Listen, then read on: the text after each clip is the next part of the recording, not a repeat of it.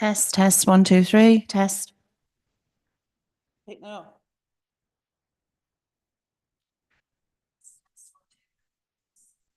Yeah, great.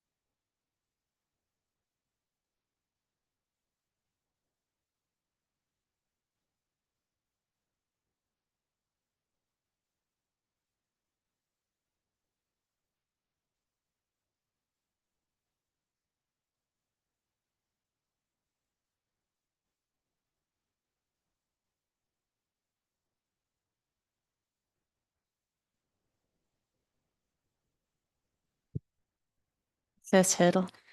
Can we start the live stream?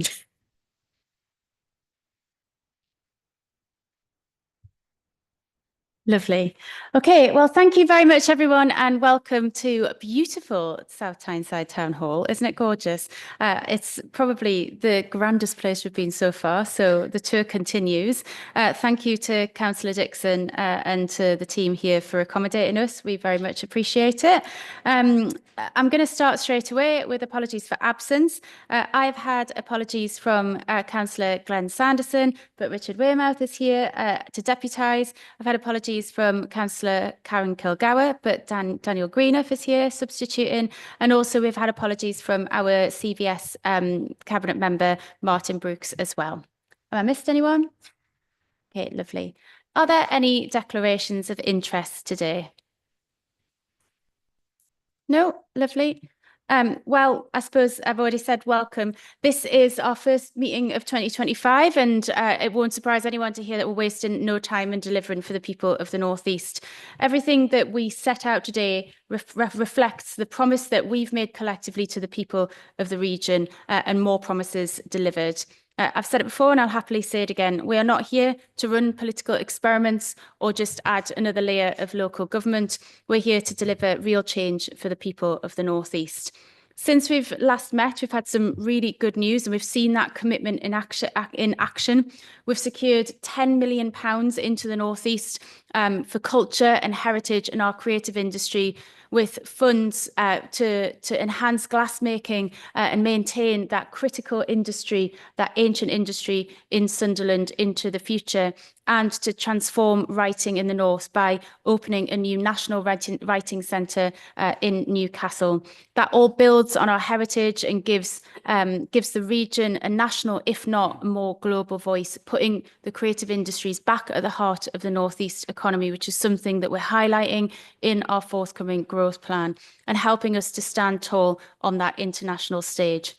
We all know that these investments will help to create jobs, and I really hope they'll help to create jobs for children from every single background right across our region. They'll help us to attract visitors, to revitalise our town and city centres and create more opportunity for people across the North East to enjoy that brilliant cultural offer and make it something that is more than just the thing that people who can afford it on a Friday night can do it. Elsewhere, a massive thank you to the transport team and to all of you and your members and your colleagues for promoting the local transport plan. We've had an absolutely immense consultation result for the future of North East transport. I'm quite sure that it's historic and possibly one of the biggest, if not the biggest in the country. We've received over 16,000 responses and we're still adding up the final responses that we received over the weekend as well. And the split has really dramatically changed since the last time we had a conversation about transport in the region. I believe the figure back then was 36% of respondents were women. Well, in this one, 54% are female. And so that is a huge achievement in an environment which is really frequently dominated by men. And we've had responses from every single district and every single postcode across our region. Early indicators tell us that 81% of people strongly agree with our ambition. 85% agree that we've identified the right challenges for across the region, and that 81% think that we're focusing on the right improvements. And then 64% of the responses indicate that our proposed improvements would improve their use of sustainable transport, which is really important for our ambition to have the greenest public transport network anywhere in the country. So the next steps are delivery. We've got to get on with it now. Better, greener buses, new metro trains, a safer transport network. And over the coming months, I know that together we'll update the public on the various stages of delivery and what they can expect from the region's transport plan. As well as that, we've also agreed to work with Treasury on a pilot for infrastructure, so that we're going to be working together to proactively drive more investment into the region. So it's been a busy couple of months. We've got more busyness to come, all of which is about delivering for the people of the region. And I'm really pleased that we've been able to achieve this much together so far. Any comments or questions? Henry, do you want to say anything? Lovely. In which case, I will take us on to the next item, which is the minutes of the previous meeting. Now, we had an extraordinary cabinet, as we all know, on the 10th of December, which is about bus fares. So can I just take those in turn? So the 26th of November 2024, are we all happy with the minutes of that meeting? Lovely. And then the extraordinary cabinet member of the 10th of December, cabinet meeting of the 10th of December, are we all happy with that as well? Lovely. Thank you very much. Right, item 5, more good news, and we're on to the appointment to Cabinet of the Chair of our Business and Economy Board. So obviously this report comes as we've seen Lucy Winskill's decision to stand down at the back end of last year. The new member will be our business representative on Cabinet, joining Martin Brooks, who represents the voluntary and community sector. And we're appointing not just a chair, but also a vice chair today, who will equally offer important insights and expert advice to across sectors, providing that voice of many within the cabinet discussions. So I'm really, really pleased that today we want to recommend John McCabe to be the chair of our business board, and Emily Cox from Lloyds, who will take up the vice chair. John is the Chief Executive of the North East Chamber of Commerce. Many of you will already be familiar with John and his work and recognise the strong voice he has put on behalf of his members for the cause of devolution. He's got extensive regional, national and international networks, and has also held senior roles in some of the North East's biggest businesses, as well as having run his own successful business. So I think we can all agree, with a wealth of experience and background and the connections that he can bring, it makes him the perfect fit to provide that insight to us as a cabinet and to me as a mayor on business and the economy. So welcome to you, John. I don't know whether you want to say anything. Thank you very much indeed, Mayor. Yeah, I will. If I may, I'll start by saying some thank yous. First of all, thank you to you for inviting me to take up this role, to lead us, for confirming me in it. I really appreciate the warmth of the welcome and the support that you've given me in stepping into this. I also want to congratulate you on confirming Emily Cox as Vice Chair of the Business and Economy Board. Emily is a hugely respected business leader, advocate for the North East and for causes that really do matter to us all. So she's going to add so much value and influence to our work. So I'm delighted about that. I'm also grateful to my predecessor, Lucy Winskill, who has and who continues to play such a huge part of North East life. And if I may as well, I'd like to say thank you to my board at the Chamber, because without their backing, I wouldn't have been able to apply for this role. So I'm extremely grateful for their continued support. I am honoured to be contributing to the work of the Combined Authority and to this cabinet. I've long been, as you mentioned, Mayor, an advocate of devolution, and I've been hugely impressed by the manner in which this brilliant North East deal has been delivered, and delivered at pace by the Combined Authority and by this cabinet. I think my being here signals a resetting of the relationship between politics, local government and business. And I think that's important. It's necessary if together we're all going to maximise the opportunities of devolution and create that stronger, fairer North East. To realise the enormous potential of this region, leaders in every sector of the economy all need to lean in and really put our shoulders to the wheel. That's why I think it's so important also to see the voluntary sector represented at cabinet level too. We're all very well aware of the urgency and the scale of the issues that this region faces, but we have incredible opportunities before us. We've got to act differently, I think, and think bigger than we've ever allowed ourselves to do before. This Combined Authority and Cabinet has made a fantastic start, and I am honoured to be playing a small part going forward. And if I may also, just to finish, just a short message to the North East business community and to anybody else who's looking in and considering investment in this fantastic region. We've got your back. The Mayor has rightly spoken about this being the region of real opportunity. And together we're going to ensure that there is simply nowhere better to start or to grow a business. There should be no limit on our ambition for what we can achieve for the people and the businesses of this great region. So I'm excited to get started. Thank you very much. Thank you, John. We really appreciate that. And absolutely, I'll second that. There is no better place to invest in than this region. And I know together we'll be making that extremely clear on both the national and international stage, as well as providing local businesses with the support that they need to grow and to create jobs right here without having to move, without having to relocate, without having to go somewhere else for the opportunity that they want.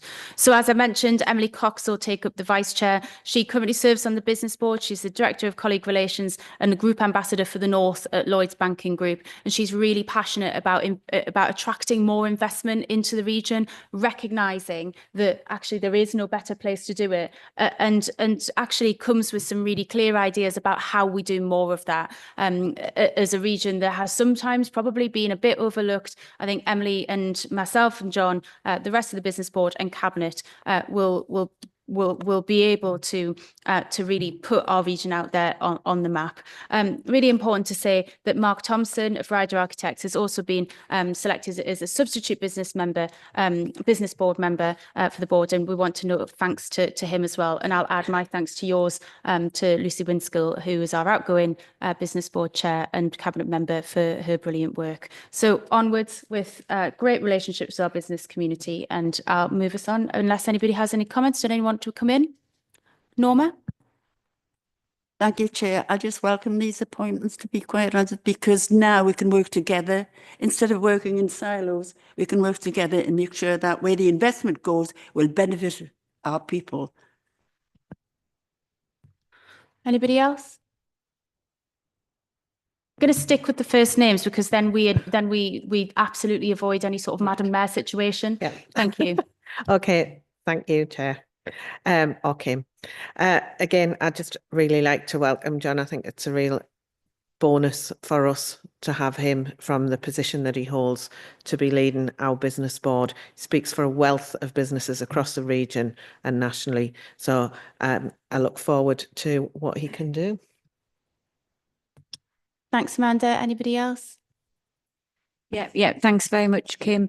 Just following on from colleagues, you know, when we hear John McCabe's name, we know who John McCabe is, and in particular, the work that you actually do with the business sector. And I think the business sector out there would really welcome you now sitting in the position that you are actually sitting in. So welcome. That's all I want to say. Thank you very much, Kim. Thank you. Any other contributions? Lovely. Well, thanks, John, and we look forward to working with you. And hopefully this will ensure that you don't stand for mayor again. Moving on. I'm just joking. Moving on. Item 6 is public service reform. So we've been really clear as a cabinet, I've been really clear as a mayor, that reducing child poverty is the moral mission of our region. We can't ignore it. And so I'm really, really pleased to welcome this report and to see progress on this. Radical public service reform will take many forms, but the outcome will have to ensure that we are efficiently rebuilding the infrastructure of opportunity across the region, so that we can see that reduction in child poverty that we want to see, and see the improvement in people's lives that they can expect from us as a combined authority. If we see the Child Poverty Reduction Unit as the direct interventions that push back on poverty, then the public service reform that sits around it gives us the control of the long-term levers. So here to introduce the report, I'm going to hand over to Councillor Dan Greenough, the Cabinet Member from Newcastle. Thank you, Kim. I know Councillor Kilgour is really upset that she's not able to be here today, because I know this is something she's really passionate about. At the last Cabinet meeting in November, Cabinet gave approval for the public service reform to move from a cross-cutting theme into its own member-led portfolio led by Councillor Kilgour from Newcastle. This means a move to a stronger, more delivery-focused approach, which will bring positive impact to the lives of residents now and in later life, while ensuring the joined-up reform that our public services need to become more sustainable and effective in the longer term. So the paper presented outlines the progress made since November to shape the new portfolio, building on the vital partnership work and engagement that was undertaken previously under the cross-cutting theme. So what do we mean by public service reform? It's about making system-level changes to improve the effectiveness of public services by creating the conditions that will enable better outcomes for residents and enable them to thrive. It's about, we know that public services are struggling to meet pressure brought by a number of factors such as high poverty rates, an ageing population, increasing demand, the global climate emergency, and stretched public finances. So we require an innovative new approach that will empower people, shift services toward prevention, and harnesses the strength and assets of our region. So the paper sets out that joined up vision for public services with early priorities identified through collaboration and request funding for work to begin at pace on a radical prevention scheme. The ambition for the portfolio is to drive transformation of public services in the North East in order to tackle inequalities, the barriers to success, reduce strain on crisis services and build inclusive, preventative, impactful and sustainable public services that enable our residents to thrive. So this work will reach across key policy areas with initial focus on enabling the best start in life for the youngest residents, which was mentioned by the Mayor, in concert with the Child Poverty Reduction Unit, reducing barriers to work, enabling healthy ageing and better supporting those residents who face multiple and complex needs. So adding value to a strong foundation, we're not starting from scratch. There have been some examples of pioneering projects in the region led by local authorities, the ICB, the voluntary and community sector and others, as well as the combined authority. And these piloting innovative ways to respond to the combined challenges of increasing demand on crisis services, the health inequalities and residents experiencing multiple and complex needs, as well as high poverty. So the statement of intent makes clear that the partnership and collaboration will be vital to the success. And the North East Combined Authority Corporate Plan is building on the Mayor's Manifesto and devolution deals, which provide a mandate and opportunity to convene regional public services partners to deliver this change. So the Radical Prevention Programme, one of the first elements of the portfolio will be to see action through the creation of a radical prevention programme that will enable us to realise the devolution commitments to fund innovation that instigates long-term systemic change. So at this stage, there's a request for 350,000 for the investment fund that will enable rapid development of business cases to undertake consultation and engagement and to fund new pilot initiatives. So we want to make sure that they are truly radical in nature, they focus on prevention, deliver action now, contribute to the long-term reform of public services, contribute to the delivery of the North East Combined Authority's missions and provide a bedrock for testing and learning, which we can build upon for longer-term programmes. So Cabinet's asked to note and endorse the overall direction of the PSR portfolio, to endorse the joint statement of intent and to improve the initial investment fund of 350,000 to allow that rapid business case development, including support for pilots and engagement, and to delegate authority to the Chief Executive in conversation with the Mayor and the portfolio lead to procure and award the necessary contracts and determine arrangements in accordance with the Single Assurance Framework. Thank you very much. I think this is really exciting, and I want to place on record my thanks to the Cabinet member and to officers for the really swift work in pulling this really substantial area of work together and getting us into a position where we are ready to do that rapid business case development so that we can start to deliver some of these things, because it's no mean feat. I think the other item to note on this is also how we focus on elderly people and the isolation that they experience across the North East.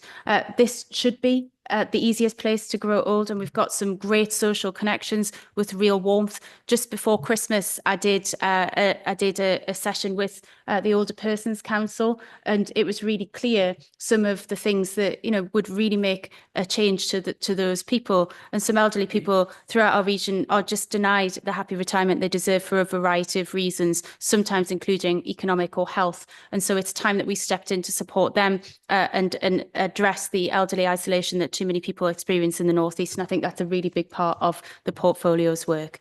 Can I invite comments and questions from Cabinet members, please? Michael? Thanks, Chair. Just to welcome the report and to thank Newcastle, particularly Councillor Kilgour, for the work that she's done bringing this forward. It's a really exciting piece of work that could really transform the way we do business in the North East.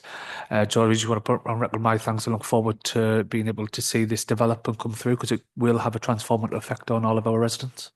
Thank you, Tracy. I think I don't have the mics with me. Couldn't find the top. Yeah, thanks very much, Chair. I'm just following on from Michael there. You know, absolutely welcome the report. Can I just say, Chair, that I absolutely agree with the key themes that's been suggested by the PSR statement of intent. Absolutely welcome the nod of our amazing South Tyneside pledge. So thank you for that within the report. And just a comment with regard to one of the statements, and you know, just really, I just need to stress I strongly support the need identified to ensure that PSP board actually works alongside the portfolio advisory board as well as the child poverty reduction unit, because we know all three are actually linked together. So I absolutely agree with that statement within the report, Kim. Thank you. Absolutely. We know that we're blazing a trail in this area and long may it continue. Any other questions or comments? Excellent. Are we happy to accept the recommendations in the report? Thank you. I assume we're also happy to accept John as the Cabinet Member for the business community, which I didn't ask at the end of the last report. Oh, there you go. We were taking the positive comments as tacit support. I realised I'd forgotten. I'm sorry about that. So item 7 is the Leamside Investment Corridor. We are moving forward with our long-term plan to reopen a railway in County Durham and create jobs and homes as a result. The Leamside line, for me, is the missing piece of the North East rail infrastructure. It opens up parts of Durham, it eases capacity on the East Coast Main Line. And last year, we committed £8.6 million of local funds to kickstart the detailed business cases required and the process for opening the metro to Washington and to Leamside South. The investment corridor builds on this even further. Reopening this crucial line will play a crucial role in creating green, world-class transport networks across the North East, ending the scandal that has seen one of the country's biggest towns cut off from public transport for decades. We know that this is a very long-term, generational commitment. We know this isn't something that will happen tomorrow, but we also know this is something that is crucial to the growth of our region, the success of our region, that will open up that opportunity and really build the infrastructure of opportunity that we want to see right across our region. So with that, I will invite questions and comments from Cabinet members, if I can, please. Amanda. Yeah, thanks, Kim. I think what this report demonstrates, so as a combined authority, I think we've already clearly demonstrated how we're able to deliver quickly. So we've had some really quick wins, we've invested, and we've got things that people can actually see happening. We've also successfully created some medium-term plans. And what this report for me on the Leamside line or the Durham line or whatever we'll end up calling it in the long term demonstrates the ambition of this combined authority for this region for the long term. This isn't something that's going to happen overnight. It is a generational fix. And I think what we can see as a North East is, as a region, we've been left behind for years. We've been allowed to flounder when some of our industries have finished with no solution to it, and just now we're here to pick up the pieces. And I think what's really important is we're demonstrating today that we have a long-term plan for future generations. So for my grandchildren and their grandchildren, that they'll never be stuck in the same place that we were, where we're out on a cusp from the rest of the UK and not able to deliver. And I think that's probably one of the proudest things we'll ever do, is make sure that we are fixing things so that future generations never have to go through what we've had to endure. So I hope Cabinet supports this fully and we endorse this and just crack on and get it done. Thank you so much. Couldn't agree more. Martin? Well, to echo your comments and Amanda's as well, I think this item demonstrates absolutely clearly the purpose of the mayoral combined authority. It demonstrates absolutely conclusively the short term. You know, we are, in terms of transport, dealing with the issues around reform of the buses and issues around active travel and improving the quality of our towns as a consequence of that. In terms of short term, absolutely moving on that with substantial investment. In the medium term, in terms of the Washington Loop, we are investing heavily, but also we're not just making the economic case of saying to the government, you know, this is going to cost £740 million. Yes, it'll raise £90 million of additional income to the region every year, but we're also willing to make a local contribution towards it. We've already got consultants, you know, because as the land value rises around the line of the Washington Loop, we're looking towards a local contribution from that raised land value to make towards the capital cost of delivery. You know, so when we talk about long-term delivery, and Amanda's absolutely right, you know, the opening of the Leamside line will no doubt be a long-term ambition. You know, we can talk about the short-term gains, the medium-term vision in terms of delivering the Washington Loop, which I'm absolutely convinced will make that compelling case to government for the investment. But we're also looking towards the long-term needs of the region. Now, my view, for what it's worth, is that, you know, this should have been, in terms of the Leamside line, it should have been done 20, 30 years ago. That we're not talking about constrained capacity on the East Coast Main Line, or about our interregional connectivity that's going to happen at some date in the future, 10, 15, 20 years from now. It's happening now. Our region is being choked by the lack of interconnectivity across the country. We have 2 tracks joining us to the national network, and that's something which needs to be rectified at pace. It's again demonstrating, though, our commitment in terms of not just, I mean, all my life, the North East has been seen as a region which constantly looks for handouts from central government. Well, of course, we have to get investment, but we also need to make a compelling case in terms of the economic growth that will result as a result of that investment. And that's what this particular proposal is all about. The economic regeneration of the northeast of England, and particularly around that corridor, as a result of this investment, will be absolutely enormous. And for a government which is committed to growth, is one of its central missions, I think we will make that compelling case to government. Yes, it'll be a long-term delivery because it will not be delivered within the first term, but I think we need to make that case, and it's part of our vision, short, medium and long-term, for the northeast of England. Thank you, Martin. Any other questions or comments? Norma and then Richard. I certainly welcome this, but this is just one element of the thing that we're trying to do.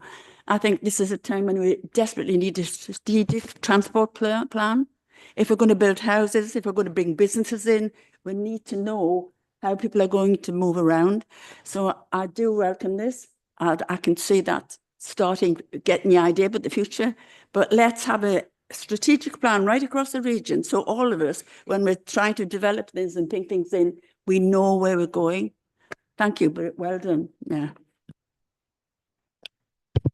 Thank you, Kim. Hopefully you can hear me. My voice is struggling a bit today, which you'll all be pleased to know. So this is a really, really exciting project. Amanda's quite right. It's going to take quite a while to progress to actual implementation stage. We must keep that in mind, but we've got to set off on this path. The colleagues have spoken already, both Martin and Norma, that this kind of has to be a holistic pitch and a vision. The government has particular metrics, particular things that it's looking for. We need to go out and make sure that we sell this case and get additional investment. It's, as Martin said, it's not about a handout. It's about presenting our best vision and making it happen. And that's what we have done with the Northumberland line. Obviously, there'll be further discussion in the months and years to come about the economic corridor along the Northumberland line as well. There will be things that, it won't just be the railway that will provide the opportunity, though. There'll be all sorts of things to do with highways and other bits of infrastructure that will have to come to pass to make this achievable, but a great step in the right direction, and I look forward to seeing more in due course. Thank you. And I think those of us who had the pleasure of being present for the opening of the Northumberland line and the first few journeys saw the public excitement actually at that bit of infrastructure that really does improve lives and open up opportunities from an area where previously young people were making decisions about their educational future on the basis of where they could and couldn't get to. You know, that line opens opportunity, and we need to do it again. And then we need to do it again after that. And I have absolutely no doubt whatsoever that we will make the very clear case that this will represent growth, not just for our region, but for Britain as a whole. And what I want to see from this government, and it's incumbent on us to put the case forward and make it very clear that we can deliver. I want to see that investment go further than runways at Heathrow and more railway infrastructure for Manchester. It has to be about our region as well. So thank you for sharing in that ambition. Can I ask that you approve and agree the recommendations? Thank you very much. Okay, item 8 is housing, land and place regeneration and early priorities. This paper paves the way for high street revitalisation and wide-scale housing built in the North East. To date, we have invested under the leadership of Mayor Redfern more than 120 million in housing and regeneration, including substantial brownfield investment, and together we're on course to build 3,000 homes. But that is just the start. It has to be just the start, and this report makes that really clear. We'll also begin work today on another manifesto pledge, the promise to invest in high streets and create a high streets commission. For many, the high street is their local economy. It is facing difficulty, but it is still capable of providing a good job in the foundations of our economy. And if we lose that, we lose both economic security and a slice of that crucial local identity. The report rightly says that we're going to bring together a section of society to trial new ways of investing in our high streets.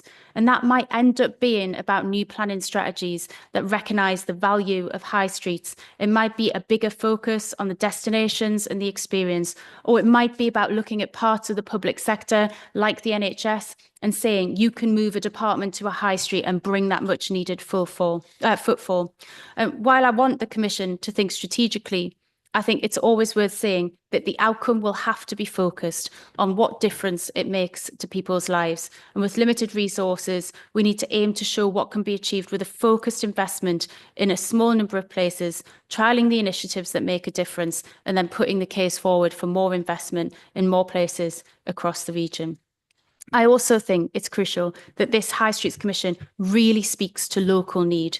So if you're one of the thousands of young women or men studying hairdressing at a local college, or if you're in an office job and you're thinking about opening a micro pub that you've planned in your head, like I know many of us have done, particularly during lockdown, and the high street is the natural home for your career.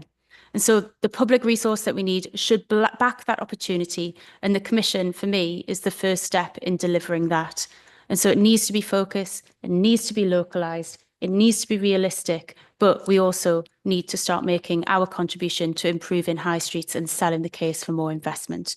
So with that, I'll hand over to Norma to lead us through the report. Thank you. Thank you, Mayor. I'm delighted to present this Cabinet paper today with an update on the housing and land portfolio. With this report, I invite Cabinet to consider two important proposals that are contained within our strategic portfolio plan. I believe that these will help the region prepare, strengthen and develop a number of schemes that can support housing growth, unlock brownfield sites and identify opportunities for regeneration. It will also look at how we can influence private sector investment to help tackle our struggling high streets. Firstly, the report provides an update on the work of the housing and land portfolio, building on initial priorities approved by the North East Combined Authority Cabinet in July 2024, and the commitment to deliver good, quality and green homes. So far, as our Mayor has said, we've invested 120 million into brownfield housing schemes and other capital regeneration projects, which is expected to unlock over 3,000 homes alongside employment and regeneration benefits. Collaboration with Homes England has seen strategic investment for our largest brownfield sites, including the Fourth Yards in Newcastle, a funding request for over 100 million for remediation and infrastructure cost to enable development is currently under consideration by the government. And in Sunderland, Riverside, we have secured 30 million from Homes England to fund the new Weir footbridge and public realm improvement as part of the wider regeneration of the area. We've developed a high-level series of sites within local authorities, and we've registered housing providers to create opportunities for housing growth and to build more social and affordable homes as part of the North East Strategic Plan. We have started to consider how best we can support homelessness prevention and started to consider how we can work with our local authorities and our fire authorities to accelerate cladding remediation of high-risk buildings over 18 metres. Government has set out a clear role for combined authorities in enabling housing delivery and making progress towards the government's 1.5 million new homes large target. Proposals recently set out by government in their English Devolution White Paper provide opportunities to deepen our partnership with Homes England and strengthen our North East Strategic Place partnership to maximise collaboration and to be in the strongest position possible to direct future housing regeneration and infrastructure funding. Work is urgently needed to strengthen the pipeline for housing growth and the wider enabling infrastructure needs. To deliver at scale and unlock more brownfield land and viable sites, we need to fully understand the constraints, investment requirements, and investor appetite for the long-term phased approach that's required. To achieve this, it's proposed that a 1 million technical capacity fund is established to provide the technical assistance and resources required to take our ambition forward. This fund will match Homes England funding where available and will fund activities such as site and market assessments so that schemes in the pipeline can be actually de-risked and proceed. The report also sets out the proposed scope and next step towards establishing a North East Housing High Streets Commission, which our Mayor has certainly got really excited about and plans some way forward. Through cross-portfolio collaboration, this commission will learn from the experience and outcomes of our local authorities as well as other stakeholders from the region and further afield. As part of the Trailblazer devolution deal of 850,000, funding is earmarked to help plan for delivering lasting transformational change on our house state, and I can tell you it's much needed by many of our residents. The allocation for the establishment of the Commission and the development of its initial priorities for intervention. Cabinet will then be informed of the detailed milestones of the first year of the operation of the Commission. Once the Chair and the members have been appointed and they have developed the objectives and proposed approach, and that will come through you, Mayor.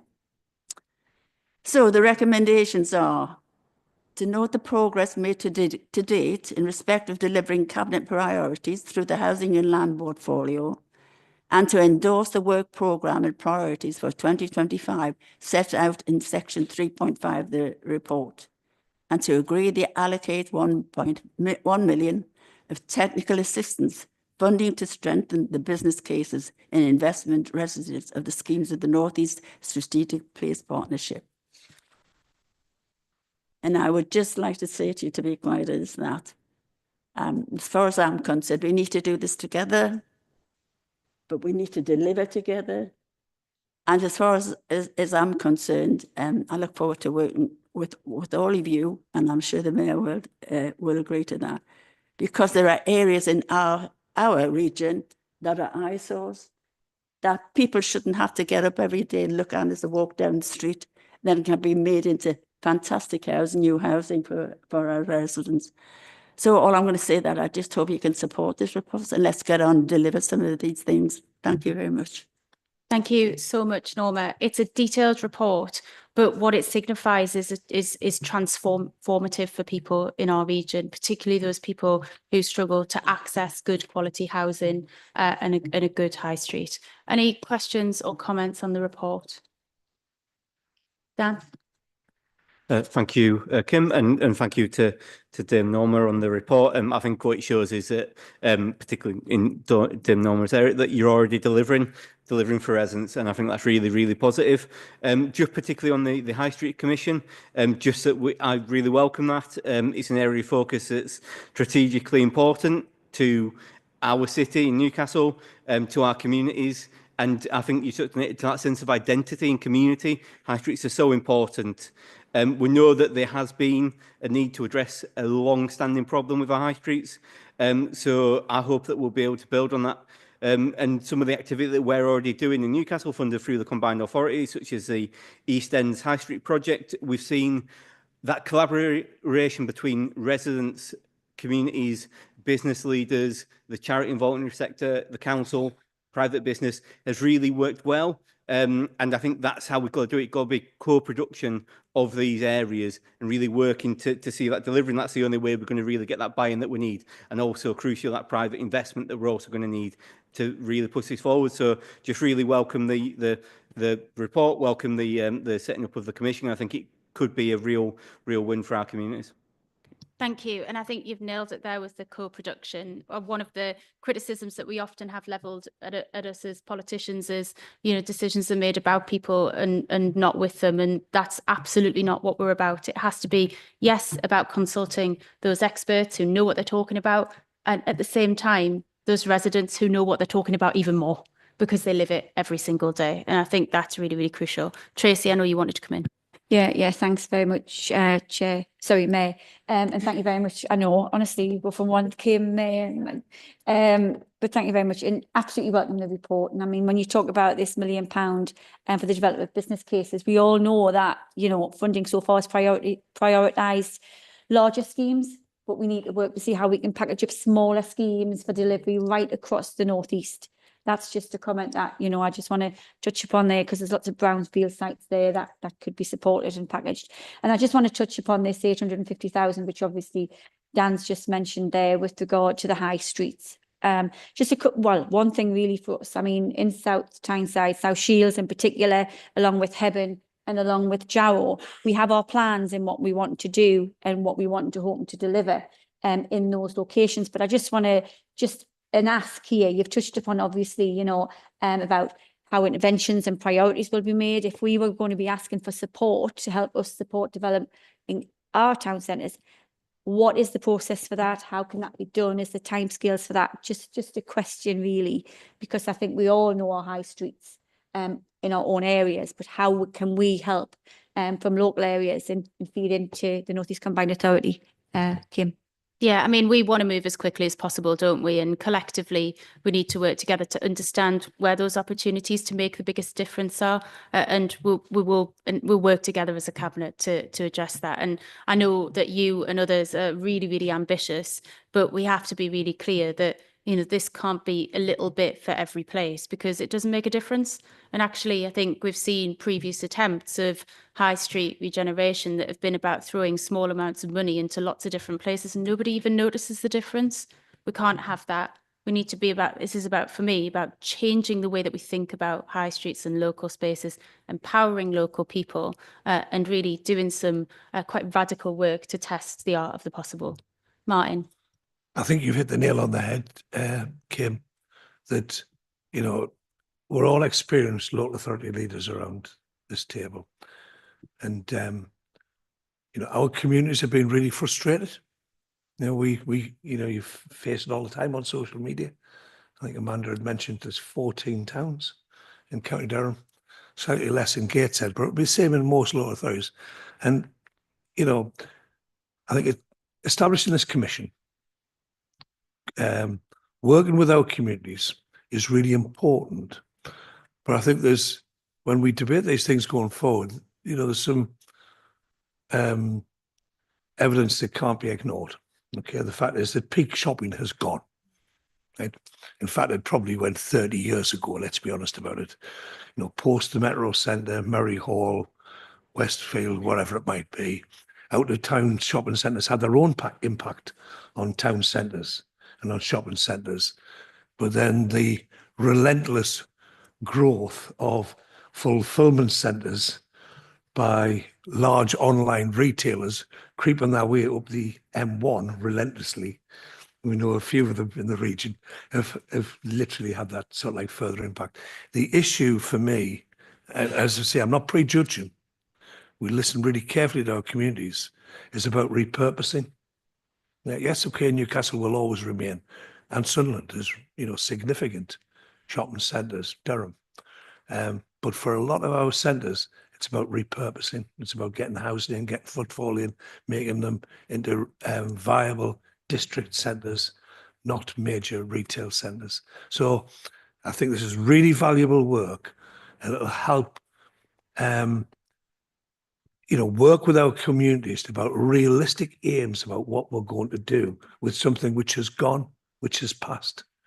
Peak oil, peak retail has gone.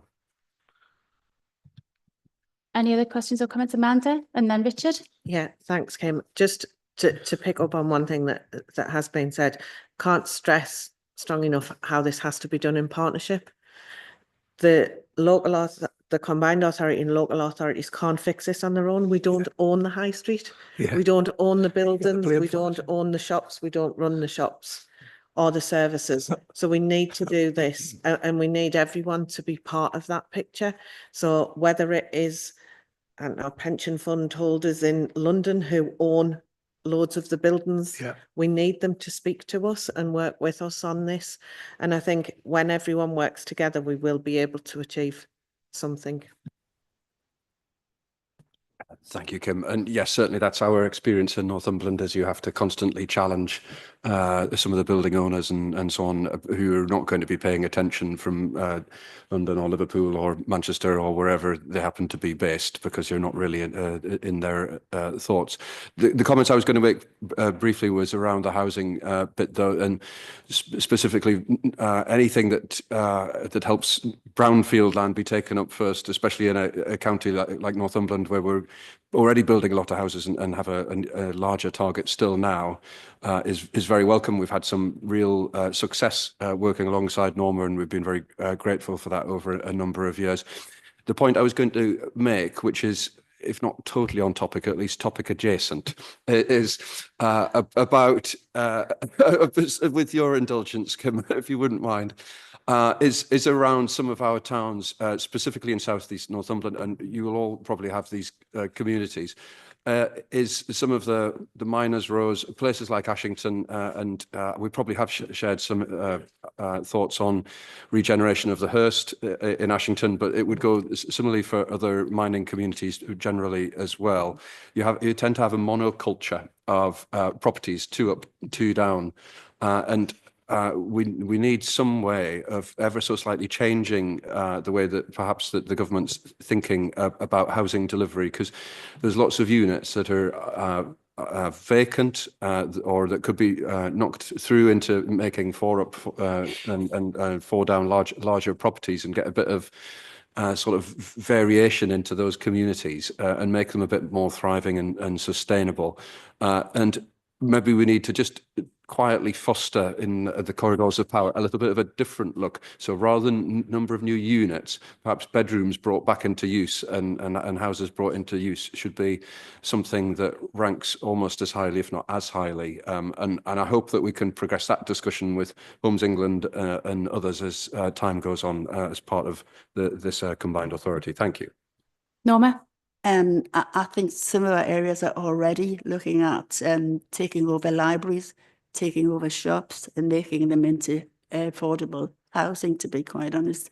And I think we should be thinking about anything that would improve it for the area, for our people. And particularly when we have long waiting lists for housing, why can't we look at different ways? And this is our chance, and actually, as a combined authority, to take the bull by the horns and try to do things differently. And I think we've been left for years without very, very much support in any sort of money or resources coming in. And this is an exciting time. If we can actually sort of get together and continue on this road, which we started already, you know, we could actually show the rest of the country, you know, what we can do, because there's plenty of will here to change this. We just never have had the resources or the opportunity. This is the opportunity to show, you know, I got fed up of saying the North stops at the M62. We've been forgotten for years and years and years. Let's take the bull by the horns and make a real difference. But one of the things that we have to make sure is that we stick together and we deliver. And it doesn't matter if we're working in the area. I've always felt that if we're working in an area, that we can support whatever, if the need is there, because we don't always go to the same places time and time again. There's many of my people, and I'm sure in Northumberland, go to work in the car factory. You know, so we need to be sort of open-minded enough to say wherever there's going to be development, whatever it is, that we agree where it's going to be. So I just think it's exciting times. Well, thank you very much. I totally agree. And to take your point, Richard, I think there are some exciting projects that we can point to. You know, I was lucky enough to visit a regeneration and retrofit project in Shildon of houses that had been historically unoccupied, you know, down at 10%, 20% occupancy, retrofitted, brought up to a beautiful standard. And now, you know, there's waiting lists for those homes. And it proves that they are essentially new units because, of course, you know, nobody was living in them before. And that retrofit opportunity is something that we, as a group of mayors, highlighted really strongly in the devolution discussions, because we think that we're best placed as combined authorities to work with our local authorities to identify those opportunities. And I think, pointing at Durham again, you know, Durham have supported a project in Hordern, which will do exactly what you're talking about in the southeast Northumberland pit villages. We've obviously supported that as well, to really transform those old pit terraces that are, you know, cold and damp and under-occupied into a range of different types of much more appealing houses without knocking it all down and starting again and losing all the character. So we've got some really exciting things to point to. And if you couple that with, you know, co-production of high streets and thinking properly in the round about our local places, I think Norma hits the nail on the head. It's exciting times. We take the bull by the horns. We show what the region can do, and it can really transform things. Any other questions or comments at all? Are we happy to agree the recommendations in this paper? Thank you very much. Right, moving on is item 9. So this is the budget and corporate plan and the medium-term financial plan. It is the full budget for the combined authority, and crucially within it, you'll find plans to fund the Metro. And I want to, in the interest of transparency, really highlight this issue around Metro fares. So at this time of year, the Metro tickets would normally rise as inflation goes up and the cost of running this vital public transport network increases. But we know that in recent weeks, the Metro has faced significant challenges, including the Gateshead flyover and the disruption that caused over Christmas, closing a big section of the Metro for a long period of time. We are underway introducing the new fleet, getting rid of the old trains, ancient trains that are older than me, which, you know, Nexus staff work very, very hard every day to keep on the rails, but they're running far beyond their intended lifespan. And when we are further through that new fleet introduction, we know that performance will start to turn a corner.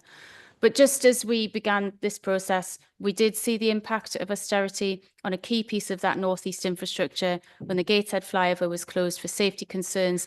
It did hit the Metro performance during the Christmas period.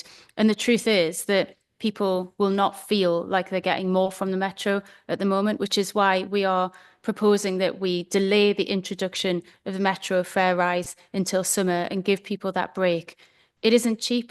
And to do it for any longer period of time would seriously hit our ability to fund the service, and we can't do that. We need a Metro. We need it to be there for people. But there is a clear case to support passengers as they await more of the introduction of the new fleet for a short-term fare freeze. I also want to note here that I pledged in the election that there will be no mayor's share of the council tax, will not increase the precept. And I want to be really clear that this budget does not do that. That remains the same. Can I ask Mags to take us through the rest of the, our Director of Finance to take us through the rest of the report, please? Thanks, Chair. The corporate plan presented to Cabinet in November sets out the combined authorities' priority outcomes. The budget that I'll talk about today sets out how we support those priorities in the way in which we invest our funding. There are two main elements to the budget. The corporate budget, which sets out the capacity required to deliver against those plans, and the programme budget, which sets out the funding streams that we receive and the programmes that they support. The draft budget for 25-26 was presented to Cabinet in November, and there are no significant changes other than those that I will set out today. So turning first to the corporate budget, as Cabinet will recall, this is underpinned by funding from the Mayoral Capacity Fund, contributions from our constituent authorities, and a top slice from our programme funding. We're setting a balanced budget for 25-26 with no call on reserves anticipated, now that certain funding streams which were unclear at the time of the November Cabinet have now been confirmed. So turning now to the programme budget, as I said, this sets out the wide range of funds that we have available for investment and reflects the investment decisions that Cabinet has made to date, as well as continued delivery of legacy programmes. The investment decisions continue to be built on the investment framework that sets the principles of how and where we invest. That's also appended to today's report. When we presented to Cabinet in November, there were a few areas of uncertainty. Those arose mainly from the Chancellor's autumn statement, where funding announcements had been made, but regional allocations had not. Those are now largely clarified and are set out in today's paper, including confirmation of some new funding streams, most notably the UK Shared Prosperity Fund one-year extension, and the Connect to Work programme, which is focused on reducing economic inactivity due to ill health. The other area of change to note since the November briefing is transport fares and levies. The proposed transport levy relating to the Tyne and Wear authorities remains as set out in November, and the levies relating to Northumberland and Durham have now been finalised and are included in the paper. The proposed changes to the tolls for the use of the Tyne tunnels were also set out in November, and those proposals remain unchanged. The paper does now include proposals for those bus fares that are funded by the North East Combined Authorities Bus Service Improvement Plan funding. That follows Cabinet's decision in December to cap the adult single fare at £2.50. And changes to Metro bus and ferry fares as operated by Nexus and supported by the explanations set out in the Nexus appendix to the budget paper and the Mayor's explanation at the start of this report. So Cabinet, amongst the other recommendations set out in the paper, is recommended to approve those fare changes, noting the proposal that the Metro fare changes take effect from the 1st of July rather than the usual 1st of April. Thank you, Chair. That's all my comments on the budget. Thank you, Mags, and thank you for your first budget. We really appreciate it. Buried within there is some really exciting opportunities, particularly some of that new money for Connect to Work services as we embark on really supporting people who need it most back into work to access opportunities, some really life improving stuff, as well as some of the kind of tough financial stuff that that Mags has led us through. Any questions or comments on the budget? Michael. Thanks, Kim. Just to say, the decision on the Metro fares is the right one to do in the circumstances, support it fully. But really, I just want to place on record my thanks to Mags and the team for all the work that they've done in preparing this budget. It is a main feast preparing this budget. And I suppose the Metro fares might get the headline, but as you touched on, Kim, there's a lot of good work in this budget that will absolutely do amazing things across the North East. So welcome it and thank everyone for their contribution to it. Thank you. Thank you very much. Any others? No? Are we happy to approve the budget and recommendations? Thank you very much. Okay, we're sticking with budget. We're sticking with Mags. Item 10 is the budget monitoring position update, please. Thank you. Really short one on this one. As Cabinet will remember from November, this is our first cycle of reporting against our first budget. So this is how we're doing in 24-25 versus our first year's budget. So the paper outlines both the corporate and programme spending levels compared to those planned. As noted in November, there are really no material variations between our actual expenditure and the budget, other than, as we noted at the time, the interest income on our cash deposits is higher than budgeted due to favourable interest rates. We continue to work very hard to get money out to programmes by the end of this financial year. And we will provide an updated view of programme spend to Finance and Investment Board next month. Thank you. Thank you very much. Any questions or comments? On track on budget, we like it, that's good. And we're still sticking with budgets, although a historic one. So the North of Tyne Combined Authority and former North East Combined Authority 23-24 Statement of Accounts, please, Mags. Snappy. It's almost longer than the report. Again, very briefly, the paper that the Cabinet has sets out two statements of accounts, one relating to the former North of Tyne Combined Authority, the other relating to the former North East Combined Authority. They're slightly unusual that they cover a longer accounting period, so they run from the 1st of April 23 to the 6th of May 24, which was the date on which those combined authorities ceased and were replaced by the mayoral combined authority. The audits of both of those sets of accounts are ongoing, so Cabinet are asked to note the accounts and then delegate to me in consultation with the Mayor and the Chief Executive and the Chair of the Audit and Standards Committee to agree any final changes and then approve the accounts. There is a short paper that accompanies the very long sets of accounts, which just sets out the approach to preparing them and some of the judgments made around that longer financial period. Thank you very much. Are there any questions or comments? Are we happy to agree the recommendations? Thank you very much. Okay, I now need to ask the press and the public to leave, please. Then we'll move on to the reserved section of the meeting. Thank you.